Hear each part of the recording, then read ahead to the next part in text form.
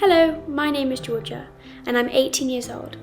I was born in Hong Kong and I've lived there until I was 16 before I moved to the UK to study. In today's video, I'll talk about how I found the right university for me and how I am where I am today. From a very young age, I've always been interested in musical arts and theatre and anything drama related, but I felt a certain limit with what Hong Kong could offer me in this subject.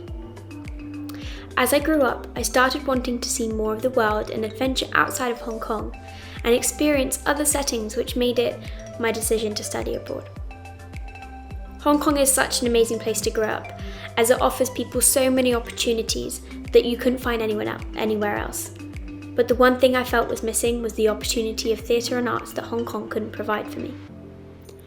In my high school island school, I always participated in plays and drama aspects of school, but I never really felt like I reached my top limit.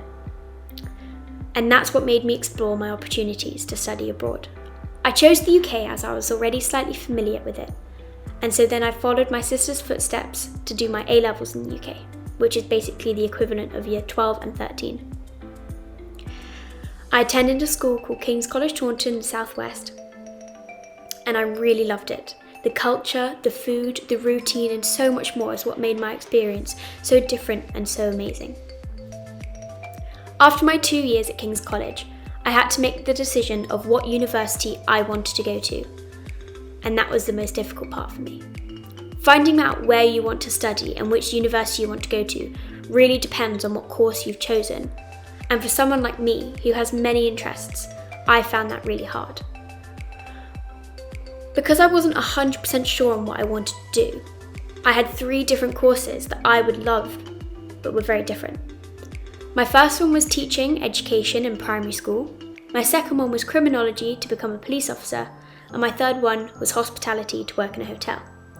All 3 of them have very similar course personalities, but they're very different in what degree you get. I chose to have a look at university rankings and university student reviews to get an insight of what these universities were really like. With the student reviews, it was really helpful to see a student's experience of the university through their own eyes, and to see what you would possibly be feeling as well if you go into the uni. These things can offer you information such as whether the cost was what it gave you, whether they enjoyed it or not, what the living standards were like, whether the course was too busy for them or not, whether you could get a job if you were doing your course and your extra time, or whether you had enough time to do a sports society such as football or rugby or even lacrosse sometimes. It gave you many insights on what you could possibly expect from the university as well as what you want in the university. Each university that I was considering had a course structure website. It gave you the opportunity to go onto the website, have a look at your course overview, which explained whether you had exams or not, whether it was all practical, whether there were any coursework deadlines that needed to be done. It just gives you an insight of what your course looks like. As I didn't know what course I would have liked to study, I then decided to take a gap year.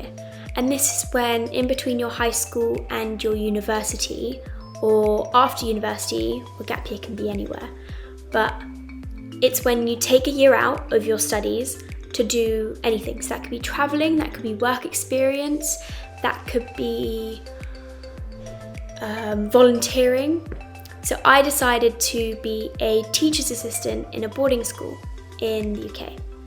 I'm currently in the boarding preparatory school, and it's a school for years 5 to 12. As a teaching assistant, it's given me an experience of what my course may look like, as a teaching degree is very practical and hands-on. So you get placements within your university to go to different schools and work. And so that's how I knew that I wanted to do a teaching degree. Now that I've known that teaching is the degree that I wanted to do, I then had to find out which top unis were able to offer me the best teaching degree that I could get with my grades. these came down as well to the university rankings. I found out that these top 5 unis were the best for my course that I wanted to do. Then you have to consider the possibility of whether it's a city, whether you prefer the city or whether you prefer somewhere isolated. So that's your setting. If the costs were available for you to be able to pay, if it was catered, so whether you have to cook for yourself or whether there's the option for you to be catered for, whether you liked the dorm facility, so where you stay, where you live for that year, and just everything to consider for university.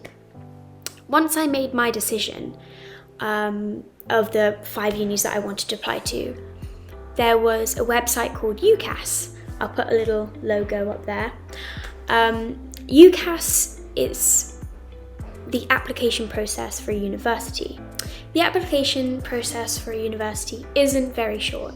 You have to come up with a personal statement which basically describes you, talks about your experiences, basically shows you off to the university and basically why you should be in that university or why you should be chosen. You also have to ask for a reference from a co-worker, from a boss, from a teacher, depends where you are in your application process. You also have to give details and you have to choose which university choices you want to go to and which universities. This was quite a simple but hard step for me. It was simple in the fact that it asks you what to do and you just do it, but what I found hard was choosing those 5 universities. With UCAS, you don't always need to choose 5 different ones, they just have to be different courses.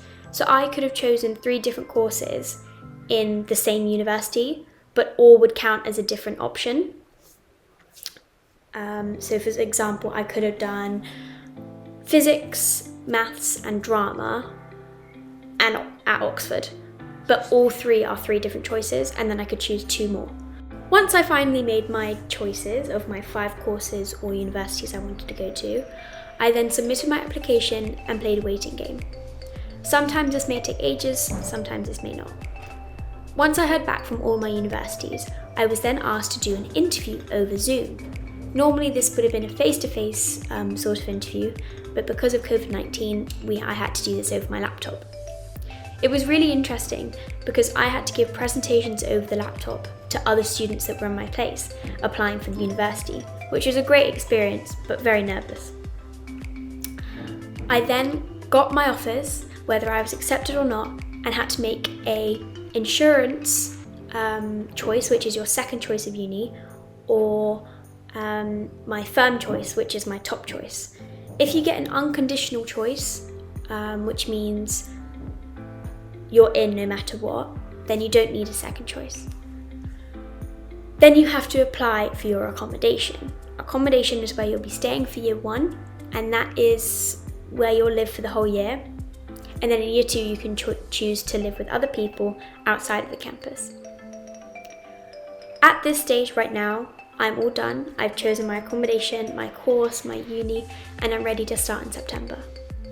I really hope this video has helped you, and I really hope that you get into the university and the course that you've chosen.